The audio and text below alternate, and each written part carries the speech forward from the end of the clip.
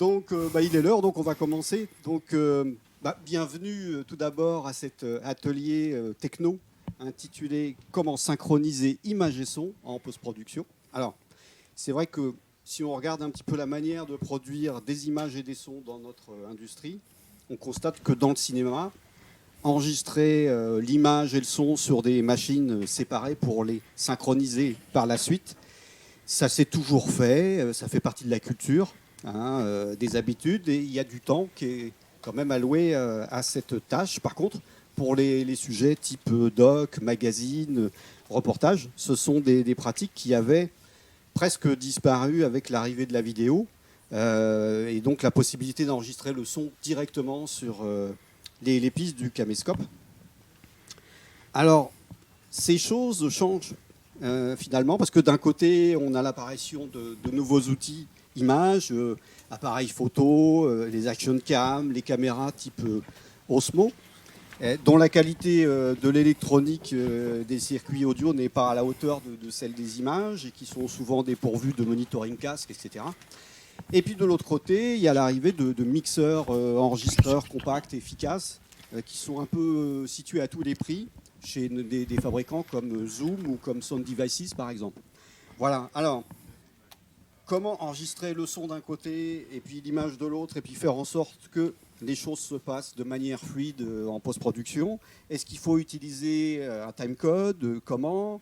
Est-ce qu'on peut aligner les formes d'ondes audio, faire de la synchro par l'eau? Avec quel logiciel?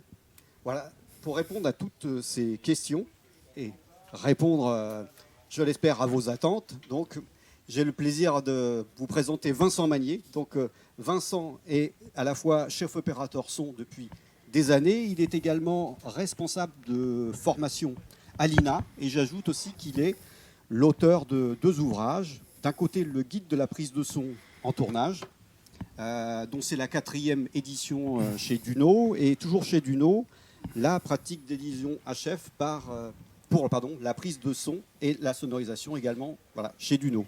Voilà, donc je pense déjà, Vincent, je voulais te remercier d'avoir répondu à mon appel. Et bon, je pense qu'on peut d'ores et déjà t'applaudir. Merci.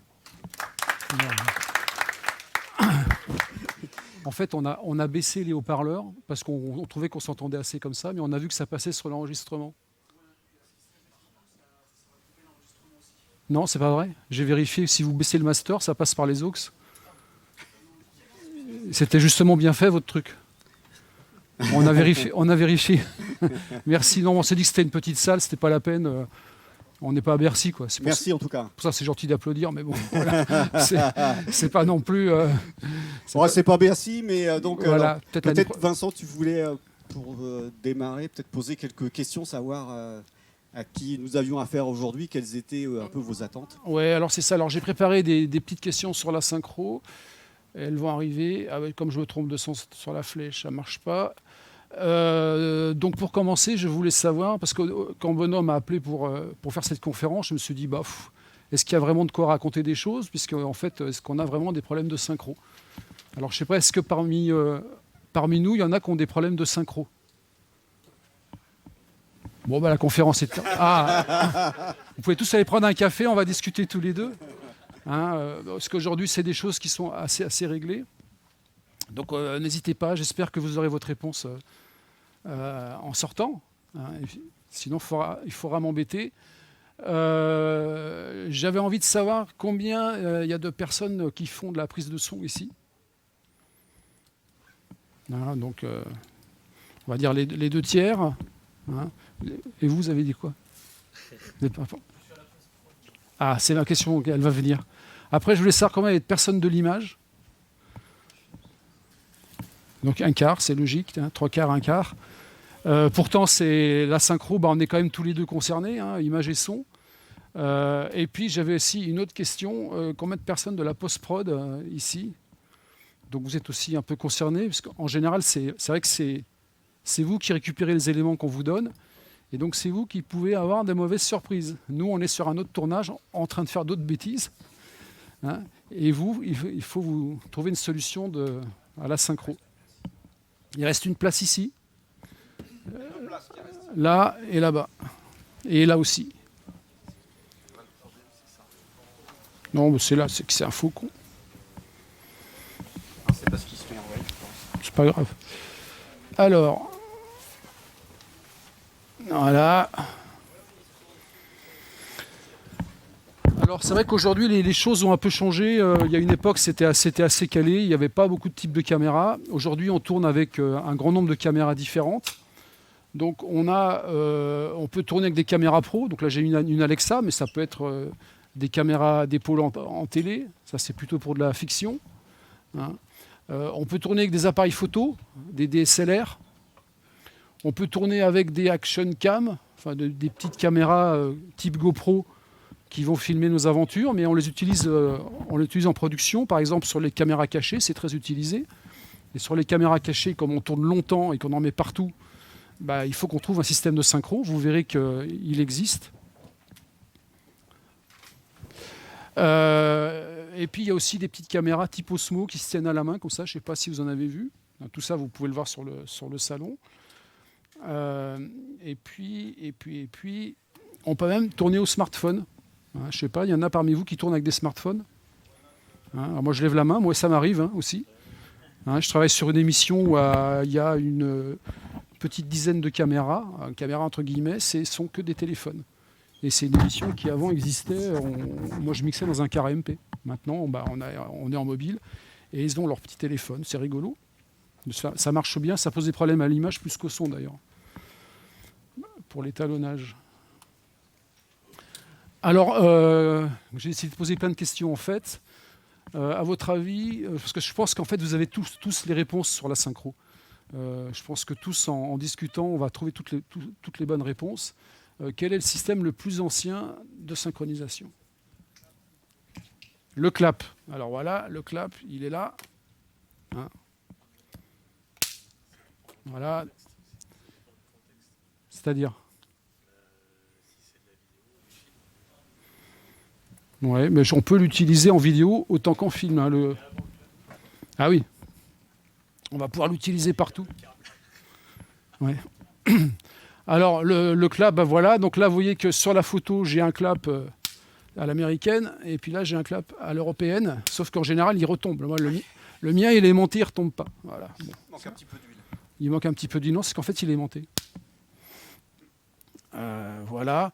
Alors, le clap, c'est valable pour toutes les caméras, c'est valable pour le film, mais ce qui est pratique, c'est que ça marche aussi pour un téléphone, pour tout ce qu'on veut, quoi. À partir du moment où on a bien enregistré le moment où il est fermé, et puis le son aussi, parce qu'il faut pas hésiter au son, aller percher le clap, ou parfois même mettre un petit micro dessus, pour avoir un joli son de clap, parce que si on n'a pas le son du clap, ça ne sert à rien. Voilà. Alors, les avantages du clap, est-ce que vous avez une idée? Parce qu'il ne sert pas qu'à la synchro, le clap. Oui. Quand je dis synchro, c'est image et son.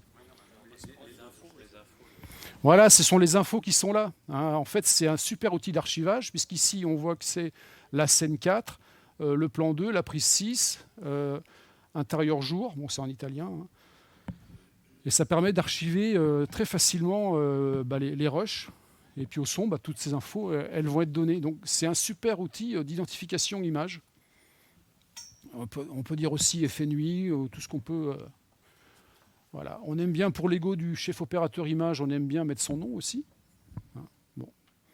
Mais le gars au son, on ne met jamais son nom. Voilà. Donc le clap, ce qui est super, c'est que c'est un repère qui est très précis pour l'œil comme pour l'oreille. Donc là, on voit bien quand le clap. Quand il est fermé, donc on peut arrêter sur le logiciel de montage sa timeline ici. En pellicule, on faisait une petite croix avec un crayon gras. Et puis quand le son était analogique, magnétique, on s'est défié la bande et on entendait ouh, ça faisait un gros bruit au moment où on arrivait sur le clap. Donc c'était facile. À ce moment-là, on faisait aussi un petit trait et on les bloquait ensemble. Donc aujourd'hui, c'est plus facile. On voit sur la timeline, on voit ici la petite marque qui est là. En fait, elle est cachée derrière la ligne rouge. J'ai mal fait ma copie d'écran, mais on voyait une petite attaque. Donc c'est assez facile à caler. Et aujourd'hui encore plus, puisque du coup le son peut aussi se faire de façon visuelle. Alors il y a des petits codes du clap. Est-ce que vous savez comment on fait quand c'est un clap de fin? Voilà. Par exemple ici on va mettre Satis. Voilà, Satis, la conférence, tac, première prise, il n'y a qu'une prise. Hein. Et donc à la fin, on va faire Satis, première, clap de fin. Parce qu'on n'a pas pu faire le clap au début pour une raison X ou Y. Donc le clap de fin se fait à l'envers. Il faut l'annoncer verbalement. Et puis quand c'est un plan muet, c'est-à-dire un plan qui n'a pas de son, est-ce que vous avez une idée? On ne va pas clapper, mais il en fait autre chose pour être sûr, parce que le monteur ne cherche pas le son. On met la main dedans, comme ça, ouais. Parce que là, on est sûr qu'on ne peut pas clapper. Hein. Voilà. C'est-à-dire que la personne qui fait la synchro, si elle a ça, bah, elle sait que ce n'est pas la peine de chercher le son, il n'est pas perdu. Donc c'est important. Voilà. Et puis on écrit en bas, alors en anglais c'est MOS ou M comme mute, ou alors il paraît que ça veut dire mute of sound. Je suis pas très sûr, moi, mais voilà. En documentaire. Alors, quand on est en documentaire, c'est difficile d'avoir des claps. Moi, j'ai des collègues qui ont des tout petits claps, petits comme ça. Moi, j'avoue que j'y arrive pas. Donc, vous avez une idée comment on peut faire? Alors, on peut faire comme ça, mais si, par exemple, on est un caméraman et un preneur de son, on ne peut pas lâcher sa perche. Hein. Donc en général, on va le faire sur le micro, comme ça, paf. Hein, le caméraman, pouf, il se tourne vers le son et on fait son clap. Donc l'avant-bras sur la perche et on tape sur le micro. Et j'ai mis aussi clap du pauvre, parce que ça, c'est quand on a oublié le clap à la maison. Ça arrive à tout le monde, ben, on peut faire un clap comme ça.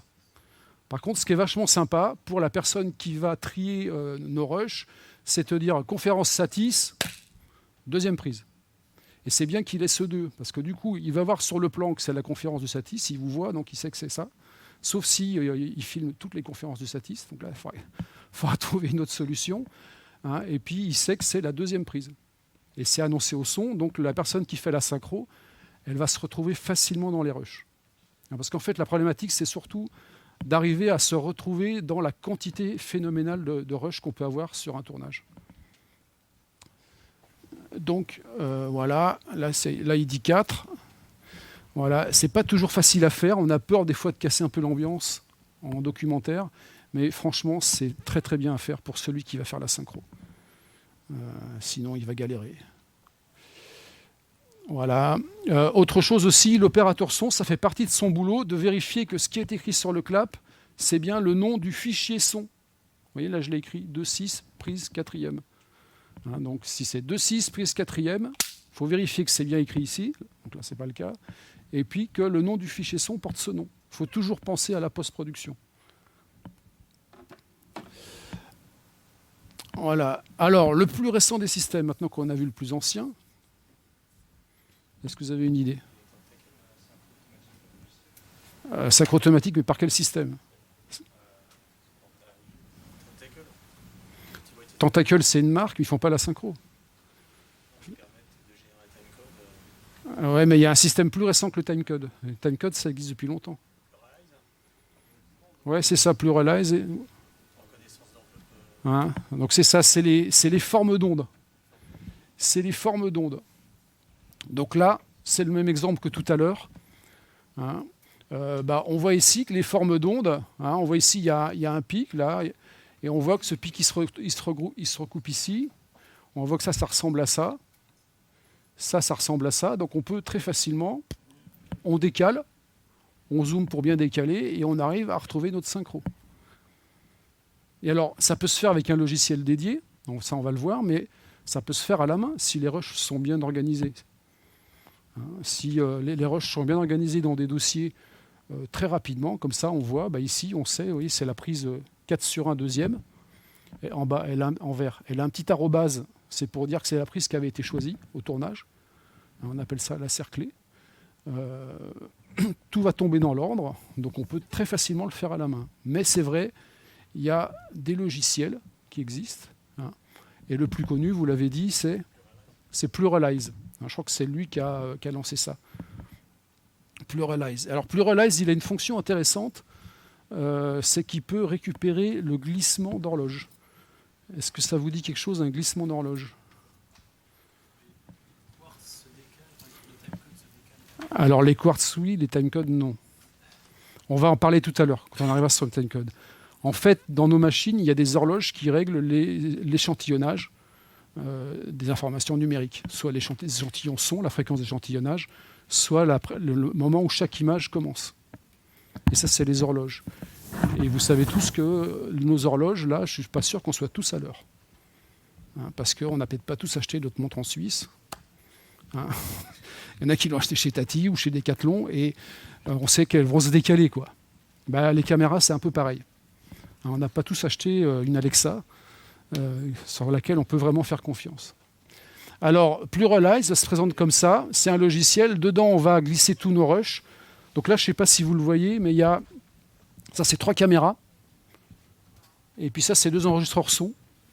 Donc ça, c'est l'exemple que donne Pluralize sur leur site. Hein.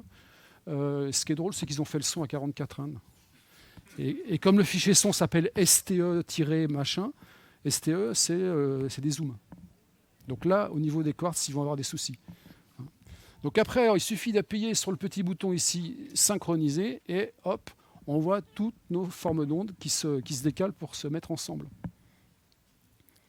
Celles qui sont rouges, c'est une caméra qui a tourné toute seule à un moment. Le son ne tournait pas. Voilà. Je ne sais pas ce qu'ils ont fait comme événement, mais sur un événement, en général, le son, quand c'est du multicam, on ne coupe pas. Hein. On tourne tout le temps. Hein. Et après, on va exporter les clips vers le logiciel de montage. Alors vous verrez qu'il y a une autre solution aujourd'hui qui est gratuite, que je vous montrerai tout à l'heure, qui s'appelle Resolve. Et c'est devenu extrêmement simple de faire la synchro par forme d'onde avec Resolve. Extrêmement simple. Vous cherchez quelque chose ?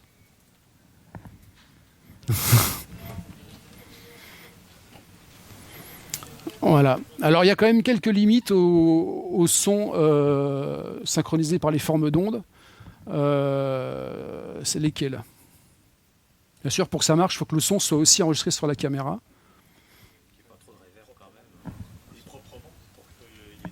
Voilà, il faut qu'il soit enregistré et proprement. Là, par exemple, dans cet exemple, vous voyez qu'ici, le preneur de son, là, son micro est vraiment très bien placé pour enregistrer cette comédienne. Hein, moi, j'ai l'habitude de dire qu'il faut qu'il puisse attraper le micro. Sinon, il est trop loin. Donc là, elle peut attraper le micro. Le micro est bien placé, un petit peu devant. Il doit y avoir un très joli son. Si ici, la caméra, c'est un micro-caméra pour la synchro, ce qu'on ne sait pas, c'est qu'il y a peut-être beaucoup de bruit sur ce décor. Peut-être qu'il n'y a pas de bruit et que ça suffit. Mais peut-être qu'il y a du bruit ou du vent. Et à ce moment-là, le son de la caméra est complètement différent de celui du preneur de son. Donc là, le logiciel, il ne peut rien faire sur les formes d'ondes. Hein. Donc c'est important d'envoyer le son vers la caméra, si possible en HF, hein, ou en câble si on veut, mais pour que le son soit le plus ressemblant possible. Ouais. Il n'existerait pas justement à l'identique d'un clap une espèce de signal au départ qui soit bien net, qui perce bien et une série de notes en début de prise. On pourrait l'imaginer, ouais. On peut faire ça à un clap en fait. Moi souvent je fais ça, comme ça je suis sûr d'avoir au moins un point de repère de départ. Mais le clap ça ne va pas suffire au logiciel s'il a peut-être. Non, mais vous... Alors que s'il y avait une série Si de la caméra signaux, par exemple est vachement loin du micro de la perche par exemple, c'est bien d'avoir un clap au départ près de la caméra, sur le micro de la cam, donc vraiment que le micro puisse prendre le clap proprement. Et après il y a une comparaison avec la perche. elle suffira. Un bout de clap ça suffira. ce sera l'ensemble du signal. En fait, en synchro, vous verrez, c'est ce que je dis à la fin, mais on peut le dire avant la fin. Ah, mais vous avez dévoilé la fin. Voilà, c'est pas bien. C'est toujours ceinture et bretelle. Si on veut avoir aucun problème en synchro, il faut toujours 2 méthodes. Parce que quand on en loupe une, en post-prod, c'est juste infernal. Alors, sur un jour de tournage, c'est jouable, mais sur un documentaire qui va durer 2 semaines, 3 semaines, c'est pas possible. Pas possible. C'est possible, mais faut être patient. Hein. Voilà. Donc en général, oui, quand on utilise une méthode, on utilise une autre méthode, ceinture et bretelle, pour être sûr qu'il y en ait au moins une des deux qui fonctionne. Donc le micro-caméra, ça peut être utilisé, mais il faut faire attention. Alors si c'est en intérieur, il n'y aura pas de problème, un intérieur calme. Voilà, ça je l'ai déjà dit. Les formes d'onde aussi, elles ont quelques petits problèmes. Là, si par exemple on fait la synchro aux formes d'onde sur ce concert, qu'est-ce qui va se passer pour cette caméra? Ah. Alors on peut imaginer qu'il ait bien fait son niveau quand même. Oui, il va y avoir donc un délai, c'est un retard en français. Il va y avoir un retard parce que la caméra, elle est loin de la scène. Et on est... Voilà, donc là, je me suis même amusé. Donc il y aura un décalage image-son. Je me suis dit que la caméra était 30 mètres derrière les enceintes de façade. Le preneur de son, lui, on peut imaginer qu'il va récupérer les instruments sur la console. Donc à votre avis, quel sera le retard de... 100 millisecondes. C'est 300 mètres par seconde, 340, mais on va arrondir à 300. 100 millisecondes, et ça fait combien d'images? C'est dur après le repas. Ouais. On va dire qu'on est en 25 images par seconde. 100 millisecondes. Ça. Moins de 5, plus que 5? À peu près 2. 2,5, ouais, ça fait 2,5. Une image, c'est 1000 millisecondes divisé par 25, c'est 40 millisecondes. Donc ça fait 2,5. Voilà, 2,5. Moi, quand je vois des vidéos, et on en voit beaucoup sur YouTube, avec 2,5 de décalage image-son, ça me fait bondir. Et il y a des gens qui me disent mais pourquoi ça t'embête? J'ai rien vu. Voilà. Et je pense pas que je sois l'œil le plus affûté. Souvent, c'est les monteurs qui ont le plus l'habitude de repérer les décalages. Donc 2 secondes, 2 images et demie de retard. Autre petit problème, ça ne compense pas le retard du traitement de l'image. Mais finalement, pour le clap non plus. Notamment les caméras, il y a un traitement d'image. Donc c'est ce qu'on appelle des codecs. Ça peut prendre 2 images, mais ça peut être plus long ou plus court. Ça va dépendre de ce qu'on va utiliser sur un iPhone, par exemple. Ou sur un DSLR, ça peut être long. Et à ce moment-là, il ne faudra pas hésiter, une fois qu'on a fait la synchro par le logiciel, c'est peut-être pas le logiciel qui fait mal son boulot, c'est peut-être tout simplement qu'il y a un temps de calcul de l'image qui fait que l'image prend du retard. Donc il ne faut pas hésiter quand on est en post-production, si on trouve que ce n'est pas synchro, c'est à nous de le faire si on fait de la post-prod. Donc retard possible de l'image. Autre système de synchro. Ce sera le dernier qu'on va aborder, on va en parler longuement. Ça va parfois un peu fumer dans le cerveau, mais j'espère pas trop. Donc on a abordé le clap, les formes d'ondes, et le troisième, le timecode. Voilà. Voilà, le timecode. Hop.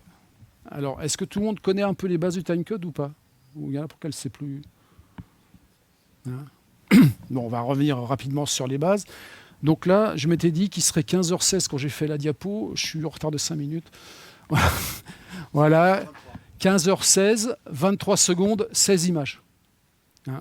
Que représente vraiment le timecode?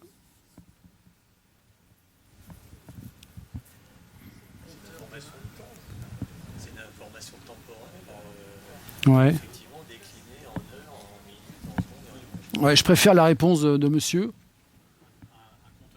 Un compteur d'images. C'est vraiment ça, c'est un compteur d'images. Chaque image, elle a un numéro unique. Le timecode, il n'a pas été inventé pour faire de la synchronisation image et son. Il a été inventé pour compter les images. Du temps de la pellicule, en 35 mm, tous les pieds, il y avait un numéro. Donc ça allait de 1 à, je crois, à 10 000, enfin 999. On faisait le montage sur un négatif, et après, sur un positif, pardon. Et après, il fallait faire le montage sur le négatif. Et donc au labo, il comptait, alors c'est 200 plus 3 images. 1, 2, 3. Il comptait vraiment les images. Voilà. En 16 mm, c'était un numéro tous les pouces. Voilà. Et puis en bande vidéo, c'était un petit peu difficile de compter les images parce qu'on ne les voit pas. Donc les gens se sont dit, il faut qu'on aurait nous aussi en vidéo un système pour compter les images. Et donc, il y a des gens qui ont inventé un système qui s'appelle le timecode. Donc on y a dit numérotation des images.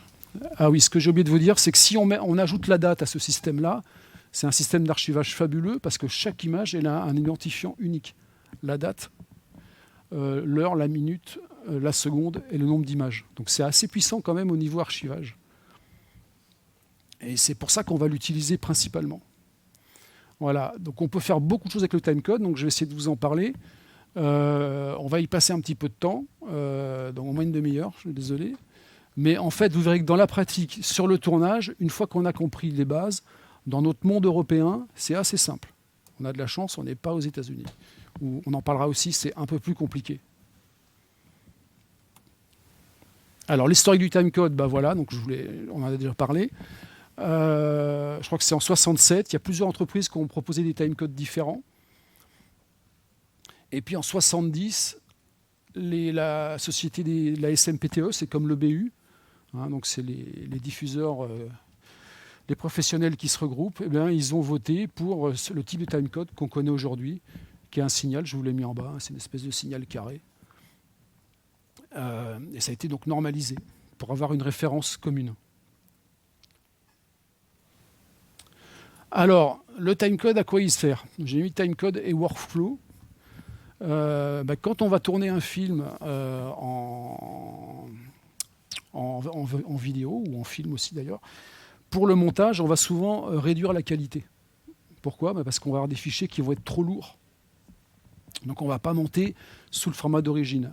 Et ça, on appelle ça la digit. Vous avez peut-être entendu parler déjà. La digit, ce qui ne veut absolument rien dire, ça sous-entend digitalisation, qui veut dire numérisation, mais en fait, souvent en vidéo, c'est déjà numérisé. Hein. En fait, voilà, ce serait mieux de dire de l'acquisition. Hein. On va faire une acquisition dans une qualité qui sera moins lourde et qui va quand même moins pénaliser l'ordinateur quand on va faire le montage. Donc on va changer peut-être un petit peu le format, le codec, la résolution, mais on va garder le timecode.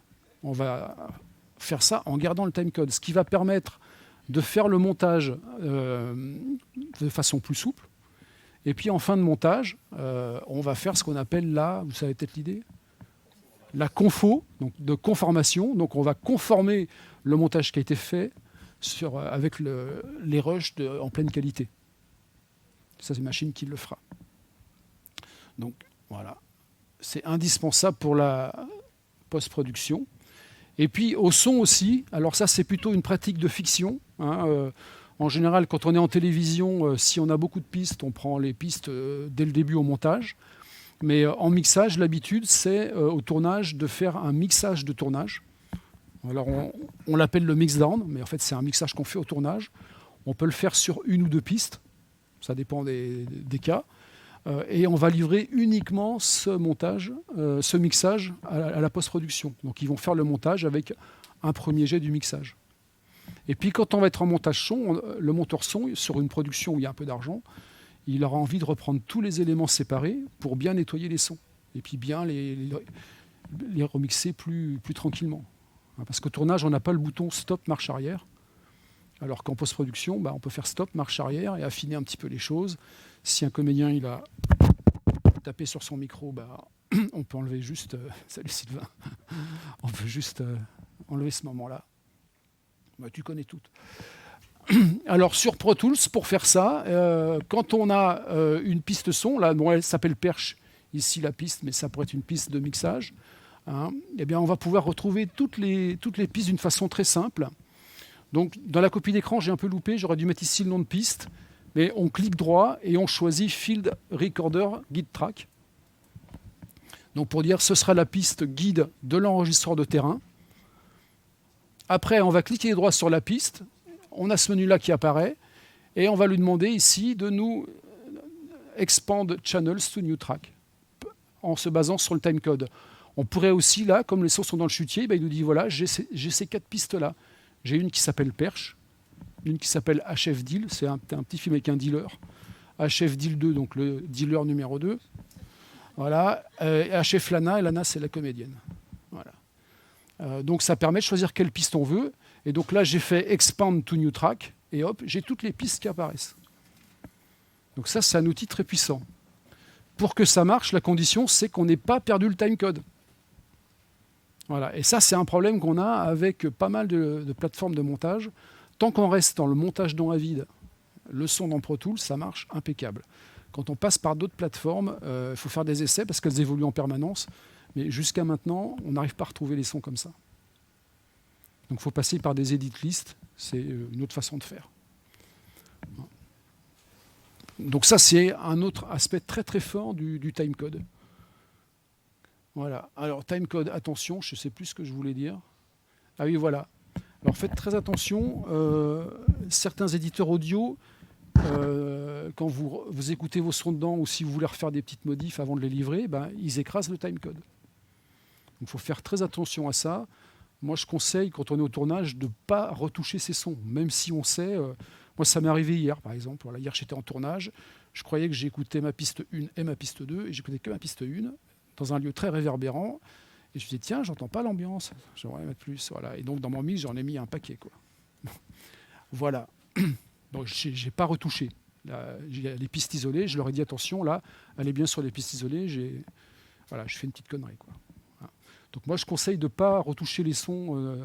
Il faut laisser ça à la post-prod parce qu'on peut prendre un logiciel qui va nous faire des mauvaises surprises comme ça, qui va nous changer des métadonnées.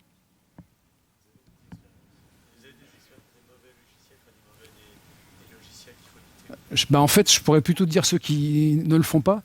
Moi, comme éditeur, à titre personnel, comme éditeur audio, j'utilise Twisted Wave, que je trouve génial, qui va très très vite et qui maintient toutes les métadonnées. Et sinon, après, je suis très classique, je Pro Tools. Mais je sais que si vous passez ça dans Logic Audio, vous êtes mort. Hein. Voilà. Il y a aussi le format AIF qui perd les métadonnées du timecode et les autres. Ça veut dire qu'en audio, on travaille tous avec des Mac. Vous voyez, je suis venu avec mon Mac. Mais on ne fait jamais du format AIF. L'AIF, c'est le format de Apple. C'est pour ça qu'il y a un A au début. On préfère utiliser le Wave. Il y a un W au début comme Windows, qui est le format développé par Windows.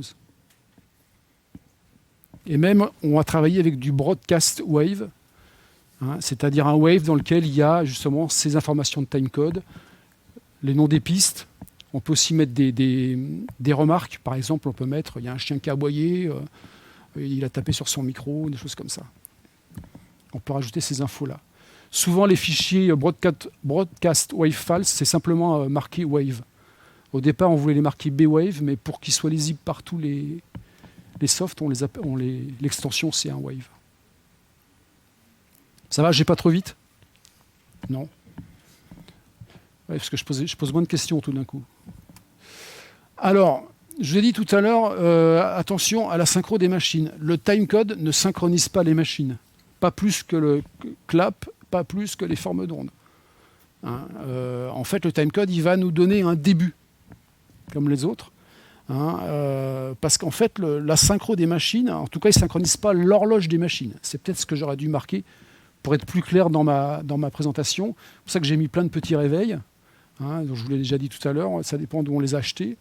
Il y en a qui vont plus vite que d'autres.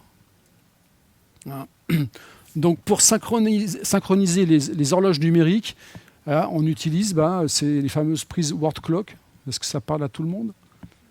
Word clock, c'est la synchronisation des échantillons. C'est-à-dire que le son, il est divisé en général par... la seconde est divisée par 48 000 échantillons. Donc il faut être sûr que tous ces échantillons tombent en même temps. Sinon, la machine qui reçoit, elle est un peu perdue. Je peux vous montrer. J'utilise parce que j'ai dit il faut un tableau blanc. Donc on a plein de petits bouts de temps comme ça. Donc si l'autre machine, ça tombe en même temps, c'est pratique. Mais on peut imaginer que l'autre, elle a une horloge qui est moins bonne et elle traîne un peu. Donc tout se décale comme ça. Donc la machine qui reçoit tous ces signaux, elle ne sait plus. Elle dit mais c'est quoi? C'est là le début du temps? C'est là? Enfin bon, ça ne marche pas. Donc la synchronisation des horloges, c'est pour que tous les échantillons ils tombent tout le temps en même temps. Word clock, ça veut dire l'horloge des mots numériques. Voilà.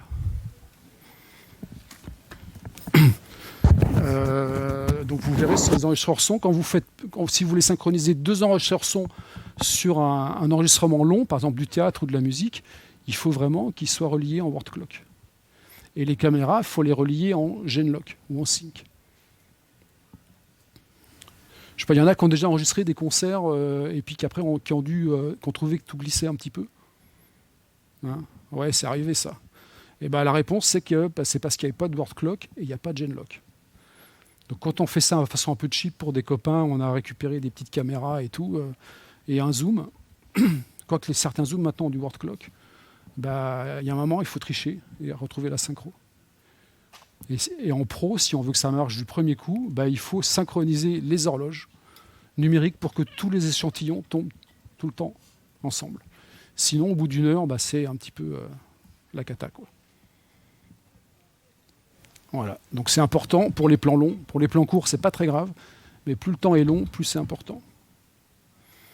Donc le timecode, bah, il vous donne le moment de départ. Alors le timecode dans un fichier, puisqu'aujourd'hui on parle de fichier, c'est un tampon. Il vous dit pof, il est parti à 14h05. Voilà. Mais il ne vous dit pas l'heure d'arrivée et il ne vous dit pas entre-temps, chacun fait ce qu'il veut. Voilà. Donc il faut vraiment penser ça, même si vous voyez sur le timecode qui défile ou sur les caméras, le timecode, il ne défile pas du tout en fait, il est juste inscrit au début du fichier.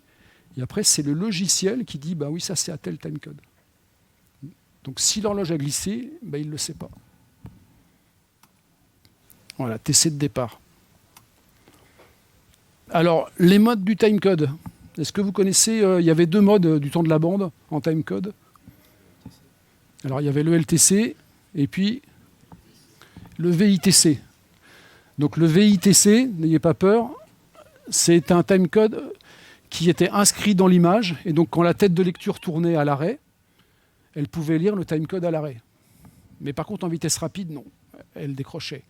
Donc on enregistrait aussi un LTC qui lui était enregistré sur une piste qui ressemble à une piste son, hein, mais avec des caractéristiques un petit peu plus faibles.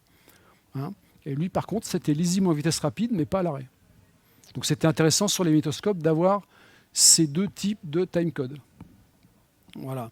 Aujourd'hui, on est dans le monde des fichiers images et sons, donc on a un tampon, le TC du départ, qui est inscrit dans les métadonnées. Vous pouvez regarder dans les fichiers si vous avez un logiciel qui le permet, vous le trouverez. Et après, il fait un calcul. Et puis, parfois, on enregistre aussi ce timecode sur une piste audio. Je ne sais pas, il y en a qui le font, ça ? Ouais, mais il y en a qui le font régulièrement parmi vous ou pas? Ouais. Donc vous le faites régulièrement. Parce que moi, quand Benoît m'a appelé pour la conférence, je lui dis mais c'est fini, ça.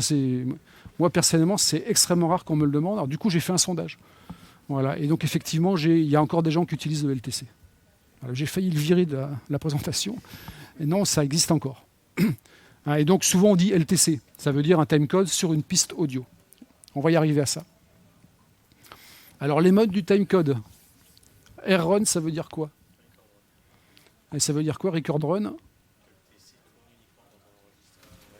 Voilà, j'appuie sur Record, il tourne, j'appuie sur Stop, il s'arrête.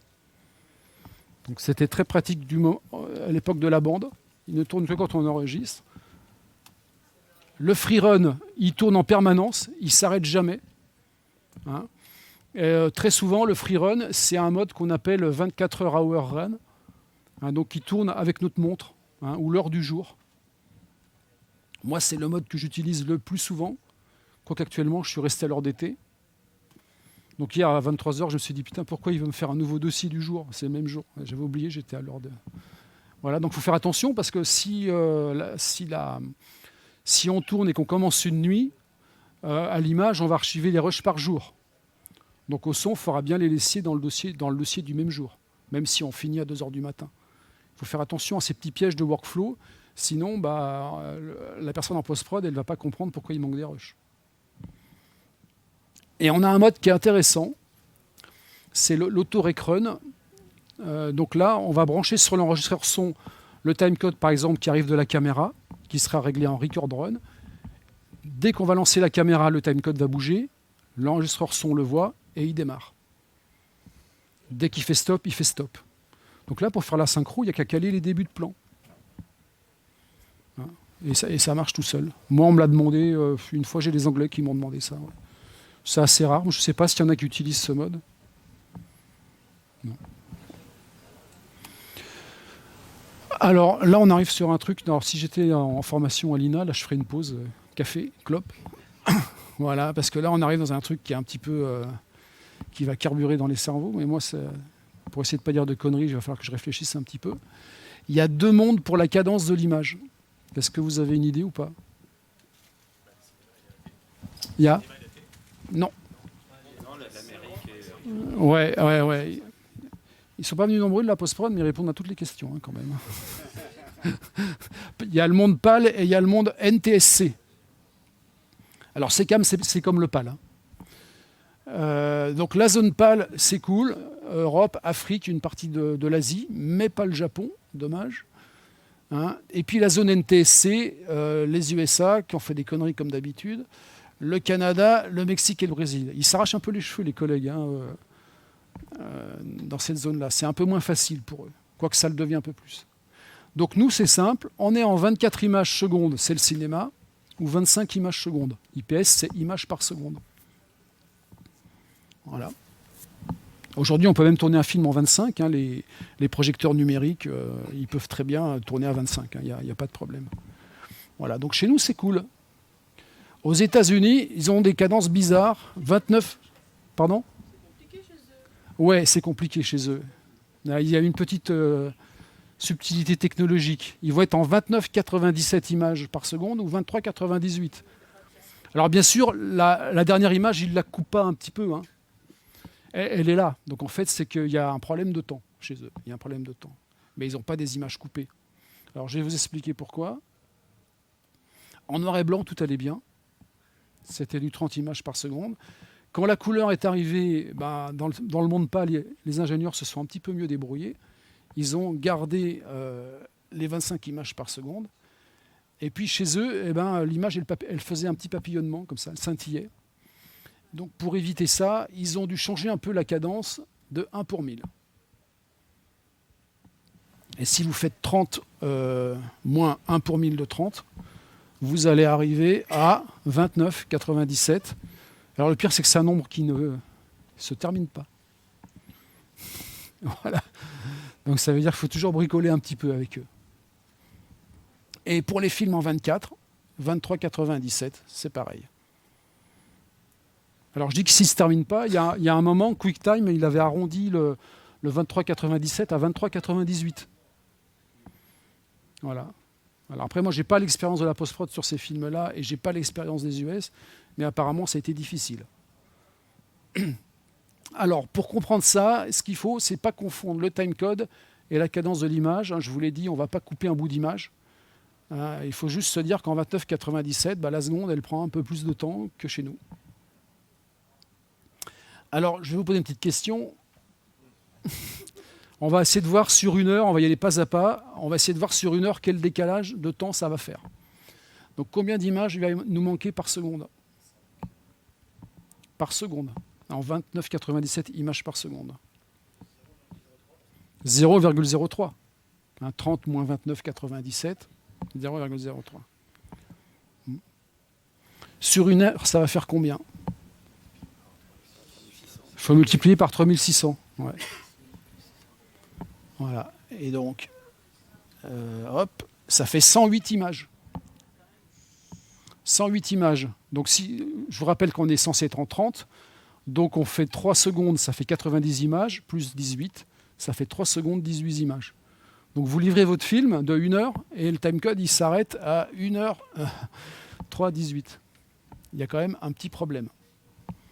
Donc, il va falloir tricher pour qu'à la fin du film, vous ayez bien 1h0000. Voilà ce qu'ils ont mis au point. Le problème, c'est qu'il y a plusieurs façons de tricher, parce qu'ils ne se sont pas mis d'accord, chacun est allé de sa petite solution. Il y a plusieurs façons de tricher, et même selon les logiciels de montage, ça peut changer selon la version du logiciel. Parce que vous savez, on améliore toujours les logiciels. Sauf que nous, ça joue sur la fréquence qu'on doit choisir au tournage. Alors, la première tricherie, c'est le 29,97 drop frame. Frame, ça veut dire image, et drop, ça veut dire jeter. Donc, on va jeter des images de temps en temps. Donc, en fait, toutes les 2 minutes, on va jeter 2 images. Alors, je vais être plus précis, on va jeter 2 images dans le timecode, mais les images, on ne touche pas aux images. Ça concerne que le timecode. Le 29,97 ici, c'est la cadence du timecode. Le drop frame concerne, lui, que le TC. Donc ça veut dire que dans le compte, il y en a 2 qu'on ne va pas compter toutes les 2 minutes. Donc ici, vous voyez, là, j'arrive à 59,29 et je saute la 0, et je saute la 0,1 et je commence direct à 2. Toutes les minutes. Donc ça fait 60 minutes fois 2 images, ça fait 120. On est d'accord ? Donc j'ai récupéré 120 images. Mais il fallait en récupérer combien ? 108. Merde, j'en ai récupéré trop. Donc, toutes les 10 minutes, on ne va pas faire ça. Toutes les 10 minutes, on laisse tranquille. Ce qui va faire qu'on va récupérer 10 minutes, ça fait 6 dans une heure, il y a 6 fois 10 minutes, fois 2 images, on va récupérer les 12. Et on va bien arriver, comme ça, à récupérer les 108 images. Pas plus, pas moins. Donc ça, c'est le drop frame. Donc un timecode en drop frame, toutes les minutes, il saute 2 images, sauf toutes les 10 minutes. Voilà. Mais je vous rappelle qu'on ne touche pas aux images. Elles sont toujours là, les images. C'est juste une astuce. Moi, quand je ne sais pas si je travaille pour une prod du monde NTC, en général, je demande à la post-prod ce qu'il faut faire. Parce que c'est eux qui savent vraiment, ils ont l'habitude du workflow. Si jamais je n'ai pas de réponse, je suis embêté, mais je fais des mails et tout, je veux des preuves écrites que j'ai demandées. Si je n'ai pas de réponse, je ferai du 29,97 drop frame, a priori. Après vérification des réglages de la caméra. Non, du drop frame. Parce que lui, au moins, le temps est juste. Le temps est juste par rapport au nombre d'images. Ça ne se décale pas. Voilà. Il y a donc aussi du 24,97 non-drop frame. Donc là, on s'en fout, on laisse faire. Donc ça, en général, aux US, c'est les gens qui font des choses avec des plans assez courts, du news, des choses comme ça. Donc là, on laisse faire. On laisse les choses se décaler. On verra plus tard. Ouais.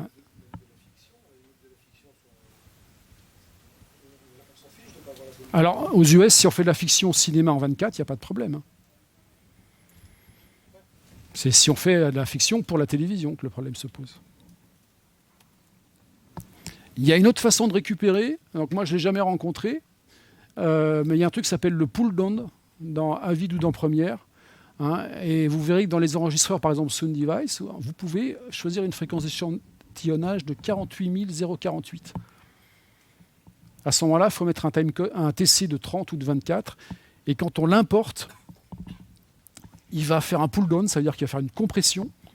Il va tout repasser en 29,97. Et comme il fait une compression de 1 pour 1000, eh ben, calculez 48 048 moins 1 pour 1000 de 48 048, ça fait 48. C'est pour pas que le son soit légèrement accéléré. Ça s'appelle le pull down. Ouais, ça c'est que le monde US. Ça. Chez nous c'est facile, c'est 24 ou 25 tout le temps. Donc si vous faites que de la télé, c'est toujours à 25. Et après, inversement, il y a le pull-up. Bon, c'est bien de savoir ce que c'est. Après, on ne va pas le faire si la post-prod ne dit pas, tu dois faire ça. Le pull-up, on est à 47 052 en échantillonnage. Et inversement, le timecode est plus bas. Voilà. Alors, la question qui se pose, c'est comment je vais choisir ma cadence dans le monde NTC. Alors, si on n'a pas eu de réponse claire de la part de la post-prod, ce qui peut arriver, c'est dommage, on peut quand même lire le manuel de la caméra pour connaître la vraie cadence de l'image. Mais le mieux, c'est de demander à la post-prod. Et pour être sûr et certain, on peut aussi faire des essais. Alors, est-ce que vous avez une idée pour faire un essai qui serait valable sur la synchro image-son ? Voilà. On enregistre un plan, je sais pas, assez long, je sais pas, 5 minutes, avec un clap au début, un clap de fin. Parce que le clap, je vous rappelle, c'est quand même un truc, c'est génial le clap. C'est dommage, le mec il n'a pas mis de brevet, mais c'est super simple, ça marche, c'est hyper précis. Et on fait des essais d'import et on voit si ça se décale ou pas. Aujourd'hui, on a de la chance, on peut faire tourner les logiciels de montage dans un ordi portable, donc c'est assez rapide à faire. Alors, choisir la cadence, en résumé, c'est dur d'écrire ça, parce qu'on n'est jamais sûr de soi dans le monde US. Alors, film cinéma, c'est 24, le timecode. La télévision, pour les pays pâles, c'est 25. Même si on tourne en 50p, ce sera toujours 25. Dans le monde SMPTE, si c'est un film en noir et blanc, c'est cool, c'est du 30 images par seconde. Ça peut être du 29,97 non drop frame, le temps n'est pas réel. Celui-là, je l'ai mis en gras parce que dans le doute, c'est quand même celui qu'il faut utiliser. 29,97 drop frame, le temps indiqué est réel.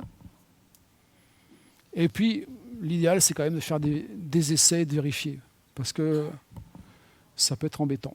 Alors, je me suis amusé à regarder dans les manuels des caméras que j'utilise le plus souvent. Donc la FS7, je tournais hier avec une FS7. Donc vous voyez que ça, c'est la liste des codecs possibles et utilisables dans cette caméra. Donc vous voyez ici, dans la zone NTSC, on est en 29,97. Ah oui, tiens, 23,98.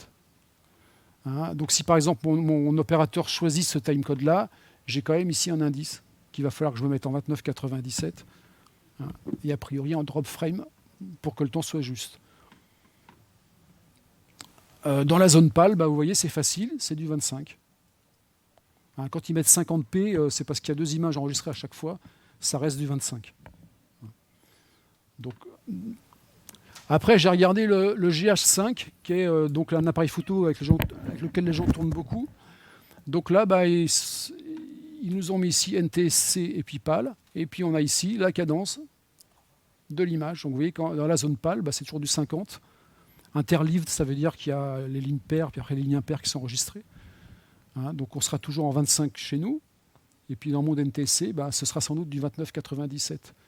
59,94, c'est le double. Hein, parce que les images sont doublées. Voilà.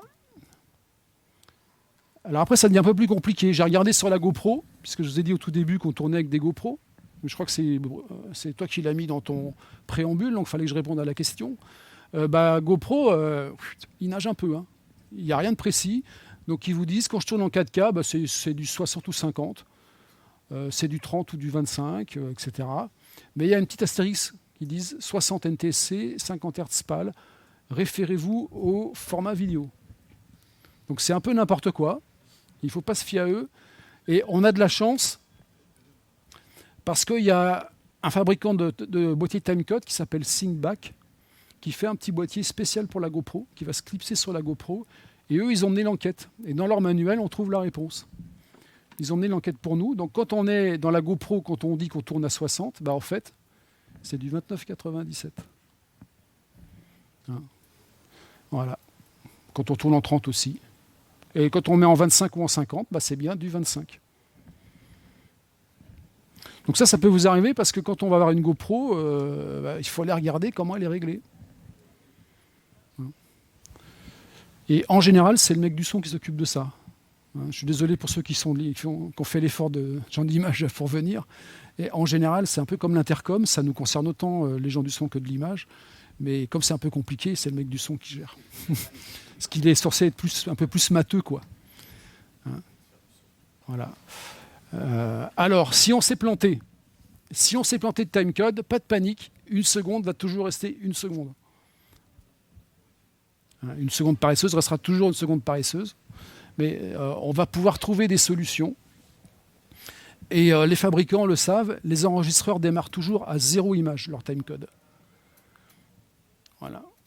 Alors parfois 0,2 images si on démarre pile à la minute où il doit faire son drop frame. Hein. Alors ici, par exemple, je vous ai mis dans un logiciel, on voit que toutes les prises là, c'est encore les prises que je vous avais mis tout à l'heure en illustration, et on voit que la machine elle a toujours démarré à 0 image. Ce qui va nous permettre de corriger facilement une erreur de cadence de TC. Alors est-ce que vous connaissez un soft qui va nous permettre de régler ce problème de cadence de TC ? Voilà, j'ai mis un petit indice, hein, c'est WaveAgent. WaveAgent de Sound Device, c'est un logiciel qui est gratuit, Mac et PC. Hein, et c'est vachement bien parce que vous mettez tous vos fichiers dedans, vous les sélectionnez, et puis ici, vous avez toutes ces infos-là qu'on peut éditer. On peut aussi éditer les noms de pistes à côté.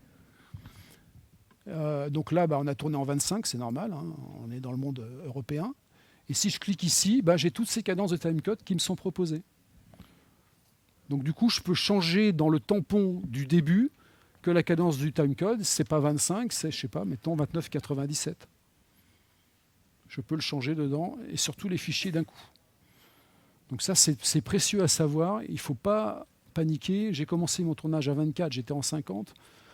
Surtout que si vous avez les gens sur Sound Device, si vous faites un factory reset pour bien le mettre à plat avant de bosser, il vous passe tout en 30, en TC à 30, ce qui est quand même pas très utile. Par contre, on ne peut pas récupérer un timecode audio. Un timecode qui est sur une piste audio, bah là, non. Là, c'est fait, c'est fait. Alors, à qui faire confiance ? J'ai le droit de déborder ou pas ? Non. Alors, ça se mesure en partie par million la précision d'un boîtier timecode. Voilà, donc je vais aller très vite. Hop, donc ça fait un glissement. En général, on a 0,5 ppm par 24 heures chez les bons. Ça fait un glissement de 1 image, 12 par jour, dans les bons boîtiers. Hein. Le problème, c'est que les caméras, pour les vendre moins cher, il n'y a pas ces circuits. Alors, un circuit timecode, là, vous en avez un gros, ici, et puis là, vous en avez un petit. Dedans, c'est un circuit électronique avec une température compensée. Donc ça, quand c'est sorti il y a quelques années, moi, je l'ai mis 3 heures en plein soleil, c'était l'été. Je l'ai mis 3 heures au congélo. Et puis après, le lendemain matin, je suis allé voir s'il avait glissé ou pas. Et comme il n'avait pas glissé, j'ai dit, OK, on en achète plein. Parce que j'ai une petite boîte de son. Parce que je travaille beaucoup avec un Steadicammer, il préfère avoir ça, ça fait 9 grammes, ça fait 100 grammes. Mais depuis, tous les fabricants font des petits boîtiers. Donc au niveau des caméras, méfiance. Quand on est à 20 degrés, souvent le timecode ne bouge pas. On remet le matin, on voit que ça ne bouge pas. Et puis des fois, ça bouge beaucoup. Donc c'est variable. Il n'y a que les caméras Alexa qu'on peut faire confiance, tout simplement parce que c'est allemand. Ce fabricant de timecode est allemand aussi, et il est à l'intérieur des appareils. Voilà, Sound Device aussi sous-traite avec eux, leur timecode. Alors on met des boîtiers externes, et on les laisse à demeure sur la caméra. J'ai un tournage avec 10 caméras, je veux 10 boîtiers timecode. J'ai un tournage de concert avec 10 caméras, c'est pas une prod trop fauchée. Donc là, il va falloir que je mette aussi une synchronisation des horloges numériques. Vous vous souvenez, pour pas que tout le monde compte le temps en même temps. Ce boîtier-là, il est plus gros, mais il a aussi une sortie ici, Word Clock. Donc c'est vachement intéressant. Du coup, j'aurai tous mes échantillons tout le temps en même temps. Et j'aurai pas de décalage. Donc la post-prod va gagner beaucoup de temps. Voilà. En principe, les lanceurs son, ils ont tous dedans un boîtier à température compensée. Il faut voir dans la doc. Mais c'est le cas chez tous les trucs professionnels. Même Zoom s'y met sur ces derniers appareils. Alors la tendance, c'est au petit boîtier, le temps de tackle. Il est là. Il ne faut pas qu'il disparaisse, c'est un prêt il est sur le. C'est VDB en bas. Mosgear, qui font des petits aussi. Hop. Betso. Denneke, Ambiante. Il est là. Je ne sais même pas s'il est encore en vente. C'est celui, il vient du stand de tapage. Ils l'ont prêté. Timecode System, c'est celui qui est spécial pour les GoPro. Alors, pour se mettre à l'heure, un petit câble comme ça. Là, j'ai pas les piles. C'est un câble Emo 5. On le branche ici, paf. On le branche sur l'enregistreur, qui a aussi une sortie comme ça. Et on le met à l'heure, aussi simplement que ça. Bon, avant, il faut avoir choisi la bonne cadence de timecode. Merci beaucoup. Ce câble, il faut qu'il soit dans le bon sens. Donc si ça ne marche pas, vous changez de sens. C'est un câble directionnel la plupart du temps. C'est un truc vraiment à savoir. Si ça ne marche pas, ne paniquez pas. Tac, tac. On le met dans l'autre sens. Voilà. Hop.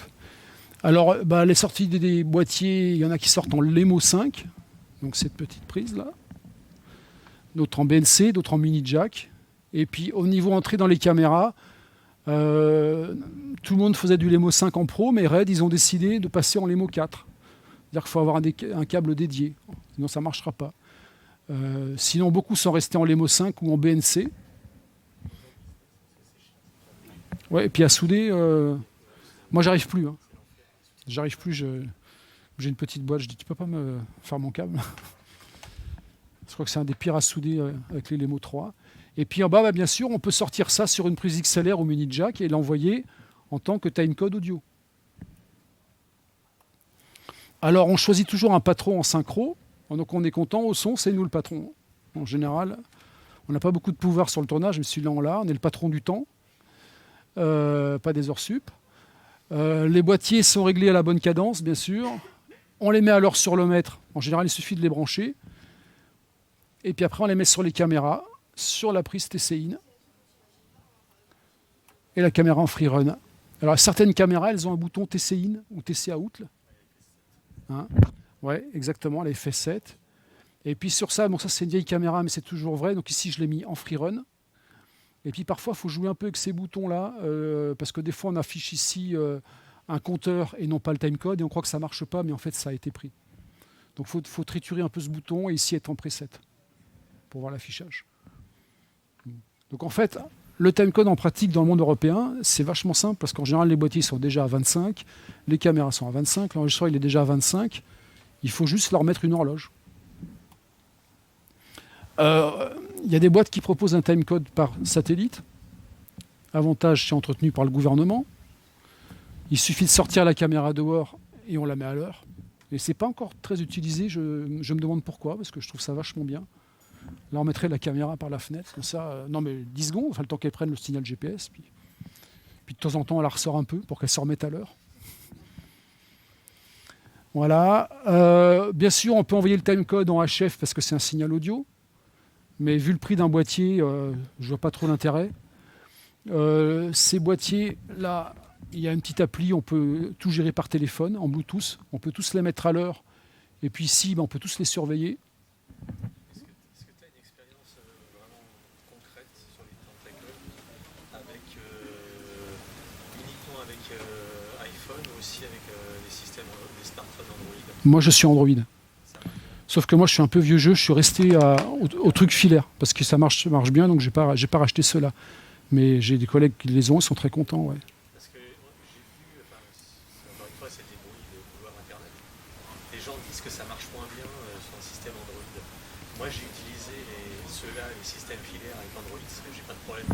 Si ce n'est que l'horloge, elle danse un petit peu sur l'écran, mais c'est pas dérangeant.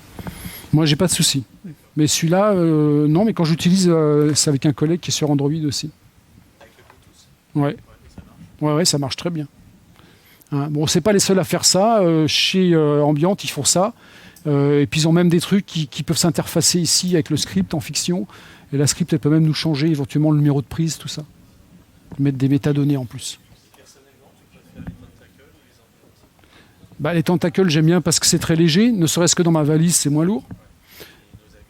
Mais il n'y a pas de word clock. Donc si je dois aller faire un concert, je vais aller prendre celui-là. Celui-là aussi. Et c'est plus cher, hein. Mais il y a du word clock. Donc vous voyez, c'est pas la même gamme.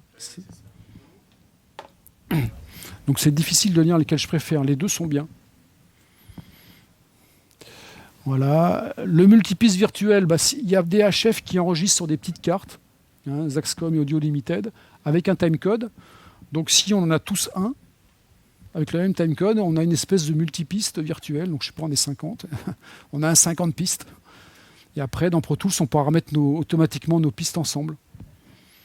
Voilà. Mais il n'y a pas d'ordre clock. Donc attention, si on veut une grande précision, par exemple si on fait de la musique, ça ne marchera pas. Ou pas très bien. Clap électronique. C'est utilisé beaucoup pour le tournage des vidéoclips, hein, de musique. Ça permet de savoir toujours, on est dans la musique. Donc sur une piste du lecteur de playback, il y a la musique. Sur l'autre piste, il y a un timecode type LTC, audio. Et chaque fois qu'on démarre, on a la même référence pour les chorégraphies, pour les caler. On peut aussi l'utiliser, là c'est une célèbre émission tournée au smartphone. Hein, donc pour la synchro, vous voyez qu'on a décidé d'avoir un clap électronique.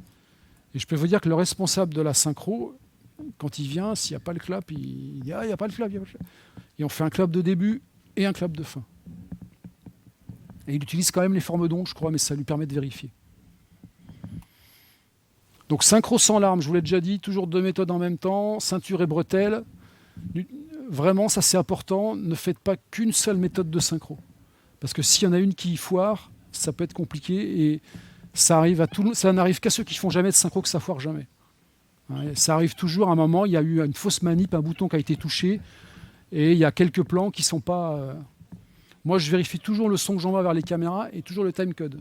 Comme ça, quand j'ai fait une connerie, elle ne dure pas trop longtemps. Et puis, je préviens. Toujours deux méthodes à la fois.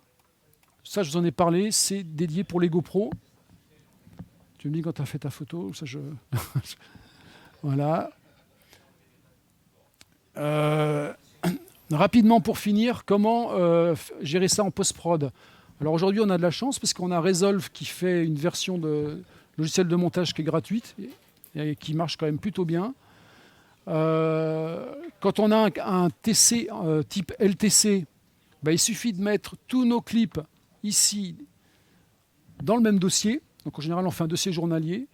On les sélectionne tous, on fait clic droit et on a ce petit menu qui apparaît. Update timecode from audio LTC. Voilà.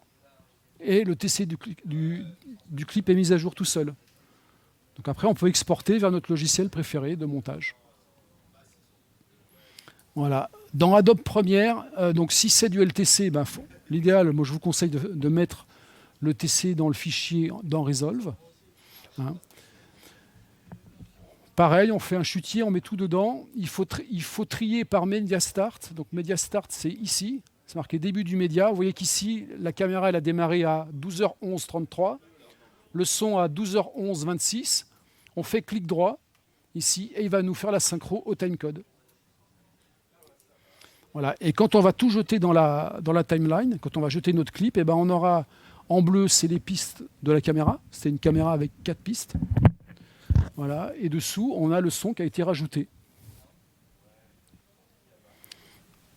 Voilà.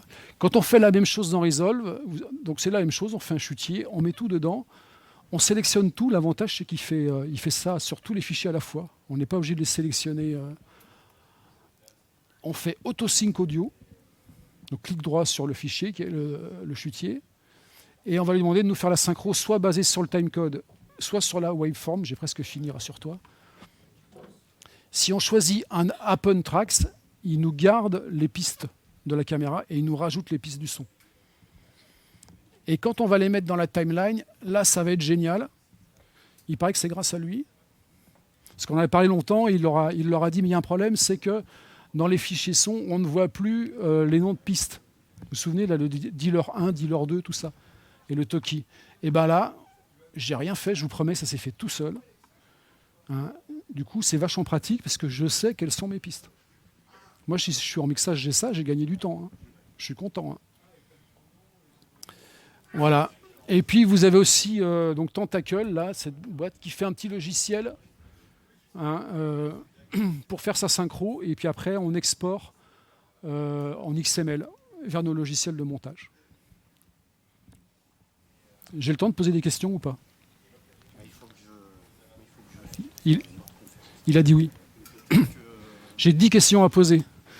Le timecode garantit, est-ce qu'il garantit la synchro? Non. Ok, on est bien d'accord. Une seule méthode de synchro? Non. Voilà. Le câble, les mots est multidirectionnel? Non. Putain, jamais oui, quoi. Le timecode par GPS n'est pas assez précis? Il est précis, ouais. Ouais, la question est un peu tordue, ouais. Peut-on réparer une erreur de cadence de TC? Oui, vous êtes très fort, vous avez 20 sur 20. Aux USA, il y a 30 images par seconde. Uniquement noir et blanc. Le clap est obsolète? Non, surtout pas. Le TC sert surtout à la synchro? Non, il sert à plein d'autres choses. C'est une toute petite partie. Ouais. Le clap à l'envers indique un effet spécial. Ah, problème de HDMI. Voilà. Et aux USA? Tac, tac, tac, tac. Aux USA, la 30e image est plus courte que les autres. Non, elle est pareille. Ça, elle déborde, disons. Elle déborde, mais ça n'y peut rien. Voilà, dernière question, la plus importante. Où est le meilleur pot du Satis ce soir? Si vous avez d'autres questions, j'ai la réponse quand même. Hein. Si vous avez d'autres questions, vous pouvez me faire un mail à l'INA, vmanier@ina.fr. Voilà. Eh bien, bravo Vincent, merci. Je pense que vous savez tout.